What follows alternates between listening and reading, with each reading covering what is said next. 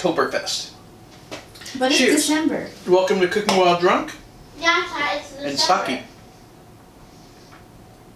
I think I'll work on the sake. How you doing today? Welcome to Cooking While Drunk. Sipping on a little bit of sake, a little bit of Oktoberfest, going back and forth. Today we're going to make some butternut squash. What is it? Pilaf. I'm using some butternut squash, arborio rice, some onion, garlic, a little bit of white wine. Sorry.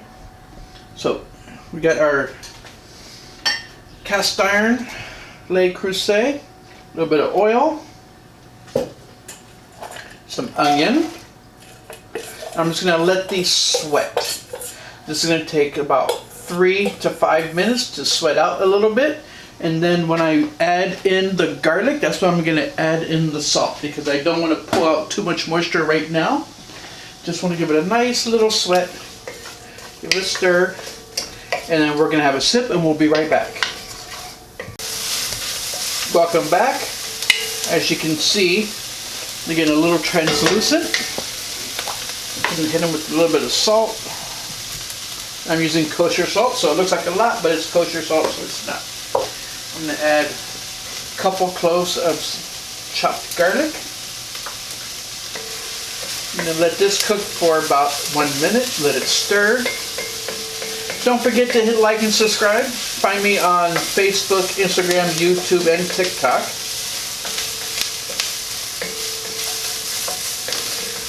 I'm smiling because, you know, Annika, while Elizabeth is recording, Annika comes up behind her and dances to try and make me laugh, and I do every time. What did I do? Alright. As soon as you start to smell garlic, you'll know it's ready. Alright, so now I'm going to add, I have 1 teaspoon of partially dried thyme. What does that mean? Well, it's time for my yard. And I just let it sit on the countertop for a couple of days so it's not quite dried out, and it's not quite, fresh. So what, fresh thyme or dried thyme you guys? Either, whatever you have, because you're putting it in. I prefer fresh thyme and just chop it up, because the dried thyme is already pretty much like pencil shavings, and yes, I do use it quite a bit. I do always have it, especially in my seasoning blends that I make. Alright, so here I have 1.5 cup of arborio rice, which is the same rice you would use for risotto. I'm going to give this a little stir, let it mix in the bottom. It'll start to brown a little bit. Oh, and by the way, I'm over medium heat. I never mentioned the heat level. Someone asked me that. He goes, how come you never talk about what temperature you cook at? I'm like, well, I forget. Just keep stirring. So the rice will get nice and it'll start to smell a little nutty.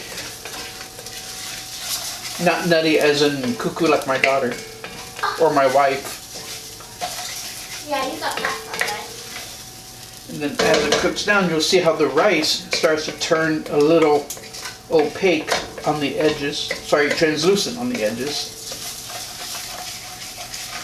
Keep stirring, you don't want it to stick and burn. Now that we got that, oh yeah, definitely can smell the rice. And also when I do my risotto, I toast the rice in the pot as well before I add the wine. So now we're going to add 1/2 cup of white wine. This is a Chardonnay. It is called Monterey Cut. It's from Boyset, one of our wineries. You know, they make it. He makes a lot of different stuff. It's bottled and cellared in Sonoma. Using a variety of grapes from the Monterey coast.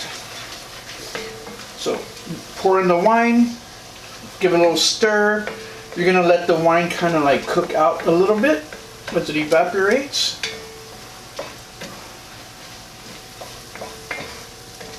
go. Oh yeah, it smells so good. This is actually quite easy to make, and you know, prep time takes a while, but prep time is always longer than cook time most of the time. So now we have 4 cups of our diced butternut squash. And we have 4 cups of chicken stock. This is not my homemade chicken stock. You can make this with vegetable stock if you want.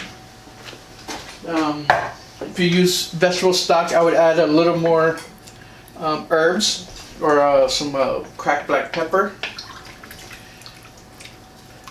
Just because vegetable stock to me is kind of like a little on the dull side. So we're going to let this come up to a boil. Going to turn it up now. This will take about a minute to come to a boil, and then we'll be right back. Cheers.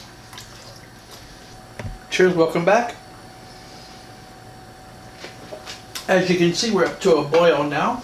It's a low boil, but still a boil. I'm going to crank it all the way down, and we're going to lid it up, and we're going to let it cook for about 15 to 20 minutes. In about 15 minutes, I am going to give it a little stir to see how much water is left in it. If there's still quite a bit of water, I'll leave it go for a few more minutes. That's it. You notice I didn't hit any pepper yet. I'm going to wait till after some of the water cooks out before I double check the seasoning, because the stock plus the salt that we added should be enough. But at the end, we always taste it and season as we go. That's it. 15 to 20 minutes. And then we'll be plating it up. And don't forget, hit like and subscribe. Find me on Instagram, TikTok, YouTube, and Facebook. And don't forget, sip, sip. Welcome back. It's been about 20 minutes. Oh, it smells so good. Where'd my spoon go? There it is. Give it a stir. A little bit more liquid than I expected. I think because this squash was a little bigger than the last one I did. This is my second attempt making this dish, and the wife does not like the wife does not like squash. But when I made this dish, she's like, "Oh wow, I like it." Yeah, this is the first dish that I've ever had with butternut squash that I like.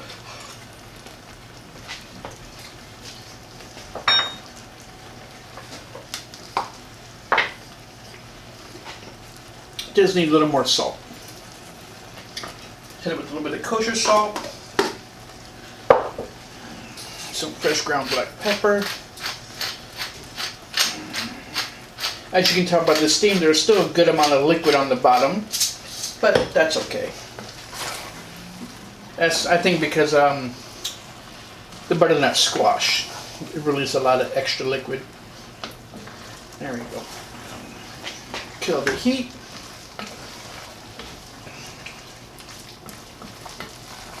Oh man, it smells so good. Let's check the seasoning. Let's see if the wife likes it.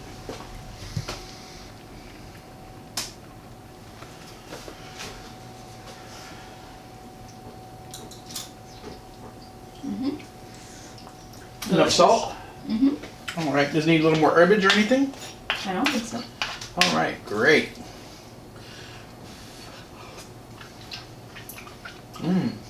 That really is good. Prep time 10 minutes, because the butternut squash, you know, what I do is I lop off the top and the bottom just to make it nice and flat and easy to work with. And then I use my vegetable peeler to peel the butternut squash. After I peel it, I split it, scoop out the seeds, and then just cut it up and dice it into little 1-inch pieces. And that's it. That's pretty much easy. You know, it's 20 minutes to cook, 10 minutes to prep. Not bad. Thanks for watching. Hope you liked it. Let me know what you liked and didn't like. Don't forget to hit like and subscribe. Follow me, Instagram, TikTok, YouTube, and Facebook. Cheers. Thanks for watching Cooking While Drunk. You guys have a wonderful evening.